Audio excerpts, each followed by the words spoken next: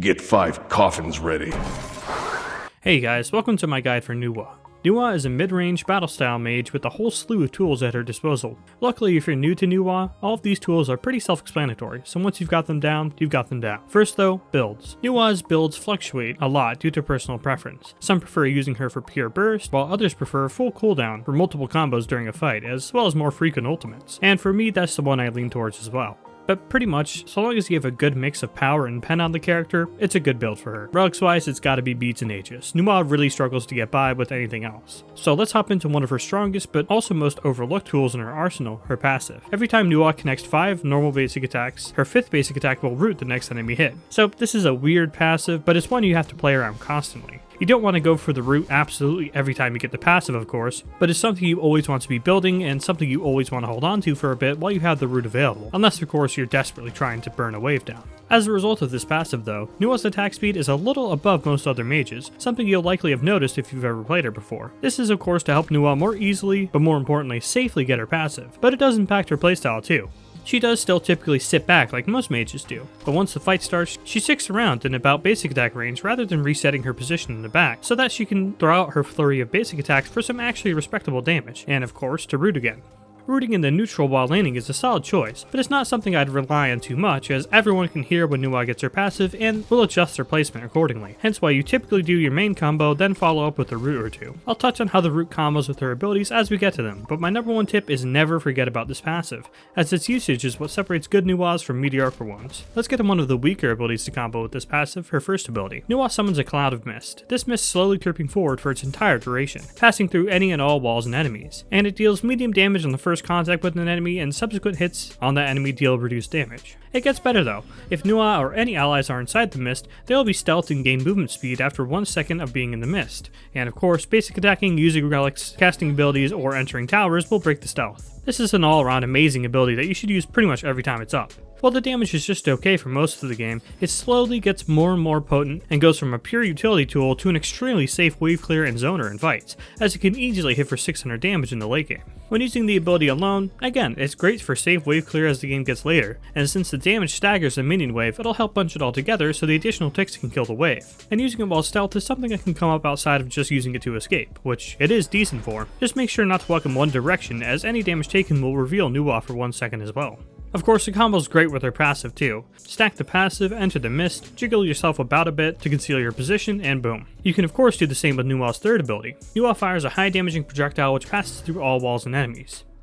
And yeah, that's it. While this ability is frequently comboed with her second ability, it's important to remember just how much damage this ability alone does, and just as importantly, how much damage it does to waves. The projectile is fast, but not instant, so it may take some getting used to in order to hit it raw every time. For me, like with Cupid's Heart Bomb, hit confirming a basic attack and then immediately casting the ability tends to help me aim the ability raw. That does of course lead us into comboing it with her passive, which you can do either raw while you're in a 1-on-1 situation or a 2-on-2 situation with your jungler nearby. But when in fights, it's best to build the passive 1, basic 3. And of course with her 1 and 3 working so well together, it's how you typically want to clear the waves, since her third ability has about half the cooldown of your first and second ability. This is very intentional and means that you can 1-3 the wave and then 1-2 combo a god, at least in theory. But let's tie all of these abilities together already and talk about that second ability.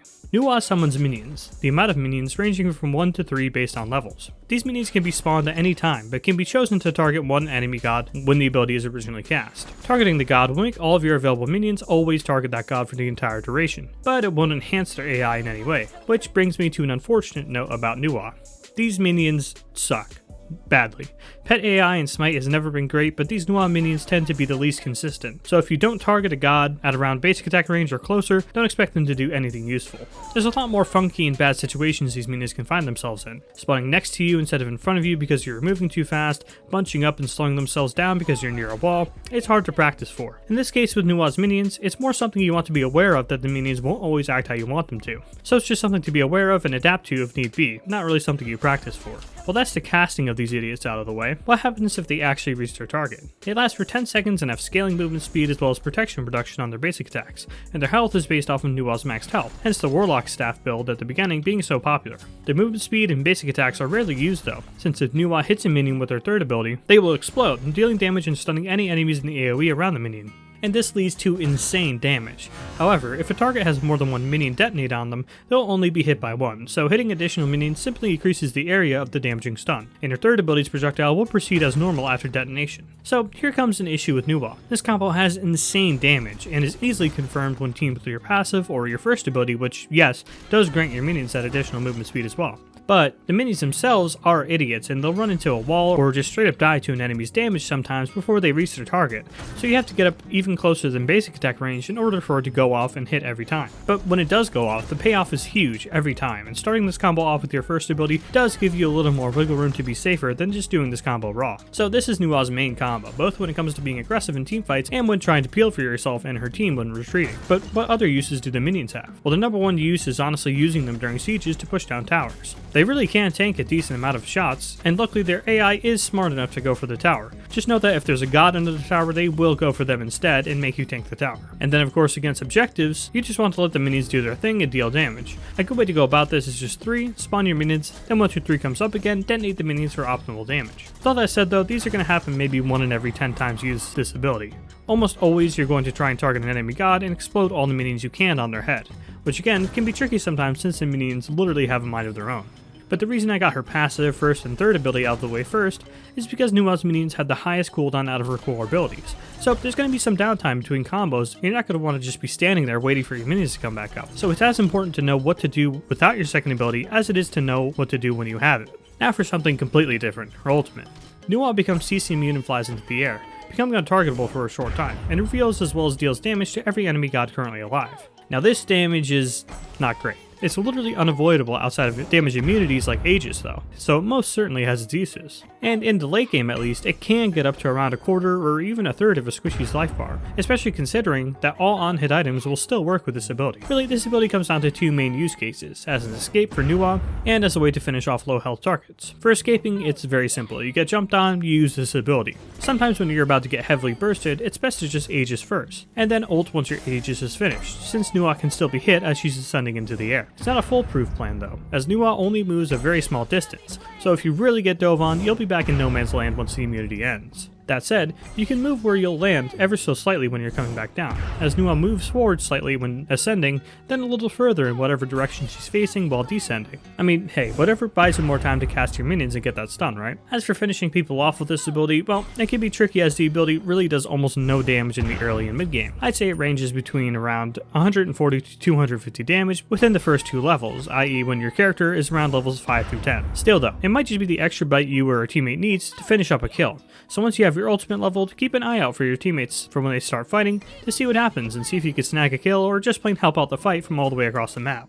This leads into another use for this ability, spotting enemies, as this ability spots literally every enemy in the match no matter where they are. Sometimes it's best when you see a big fight going on just to ult as the fight is around its middle stage. This will allow your teammates to capitalize off of the extra damage you provide, but even better, will show all enemies on the minimap, so there's a chance of spotting a pesky jungler on their way to the fight. Later on in the game, it's understandable to want to hold this for the fight, both for safety and for the fact that the ult is, well, finally doing enough damage to matter. But in certain hyper late game situations, as in when you're fully completed with your build, upgraded relics and all, it's not a bad idea just to ult right before the fire giant dance starts. And it's best to time this with your team's back with vision on objectives like the fire giant and pyromancer. This way, thanks to the damage with your ultimate, you can make the enemy team back and you get a shot at the objective. Or they have to try and fight you while missing a decent chunk of their health. Or if worst comes to worst, you get vision of them doing the fire giant and make it more difficult for them to do it since you chunked all of them. It's complicated if you haven't played a lot of super late game situations like that, but doing it is a good way to learn if and when your team can do the fire giant in those late game tense situations. So it goes without saying the Nuwa ult is very open-ended, but when you're new to her, focusing on just using it to finish off low health targets or relying on it as an escape is just fine. But make sure to keep those extra use cases in mind as well. Here's a few more things to keep in mind with Nuwa: her combos.